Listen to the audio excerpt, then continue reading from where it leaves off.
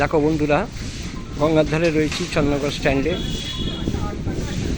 এখানে আজকে গঙ্গার ঘাট পরিষ্কারের কাজ চলছে কর্পোরেশনের পক্ষ থেকে। প্রতি 2-3 দিন অন্তর এই গঙ্গার ঘাটকে পরিষ্কার করে যে পলি পড়ে সেই মাটিগুলোকে পরিষ্কার করা হয়, যাতে মানুষের চান করতে অসুবিধা না হয়। চলো এবার তোমাদেরকে একটা খুব সুন্দর জিনিস দেখাই। খালি দেখো,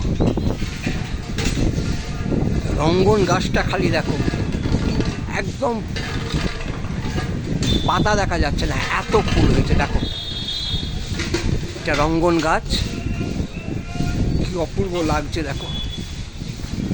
আর সুন্দর হাওয়া দিচ্ছে, গাছগুলো তালে তালে নড়ছে আর ফুলগুলো তার সাথে সাথে নিচে চলেছে।